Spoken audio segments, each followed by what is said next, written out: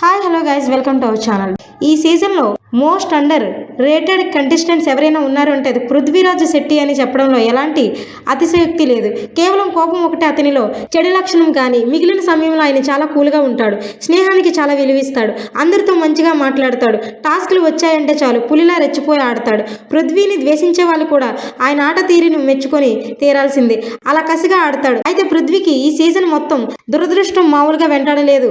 Team కోసం ఎంతో కష్టపడి గేమ్స్ ఆడినా ఆయన మెగా చీఫ్ అవ్వలేకపోయాడు. 2 సార్లు మెగా చీఫ్ అయ్యేందుకు చాలా దగ్గరగా వచ్చాడు, కానీ త్రుటిలో మిస్ అయ్యింది.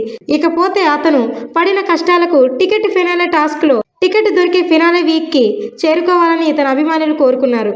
కానీ నేడు బిగ్ బాస్ హౌస్లో టాస్కులు నిర్వహించడానికి సంచాలకులుగా వచ్చిన సీజన్ 3 కంటెస్టెంట్స్ పృథ్వీకి తీరని అన్యాయం చేశారని అనుమానాలు వ్యక్తమవుతున్నాయి.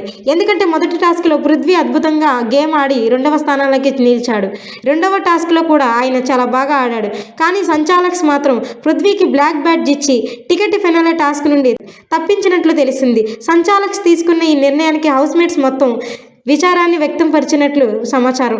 మరో అన్యాయం ఏమిటంటే ఈరోజు జరిగిన 2 టాస్కుల్లో నిఖిల్ ఘన విజయం సాధిస్తాడు. కానీ టికెట్ ఫినాలే 3వ కంటెండర్గా ప్రేరణ ఎంపిక అయిందట.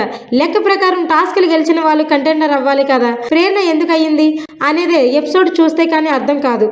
నిఖిల్ ఏమైనా త్యాగం చేశాడా అనే సందేహాలు కూడా వ్యక్తం అవుతున్నాయి. 2 రోజుల క్రితం కూడా ఆయన నాకు టికెట్ తీసుకోవడం ఇష్టం లేదు, ఆడియన్స్ ఓటింగ్తోనే ఫినాలేకి వెళ్తానని ప్రేరణ నబిల్తో అంటాడు. కేవలం 4 వారాల నుండి టాస్కులు ఆడకపోవడం వల్లే టికెట్ ఫినాలే టాస్కులు ఆడాలని ఉందని చెప్పుకోవచ్చాడు. ఆడాడు కాబట్టి టికెట్ ఎవరికి అయితే అవసరం ఉందో వాళ్ళని ముందుకు పంపినట్లు నిఖిల్ చెప్పుకోవచ్చాడు. మరికొన్ని అప్డేట్స్ వీడియోస్ కోసం చూస్తూనే ఉండండి our channel. Please subscribe our YouTube channel.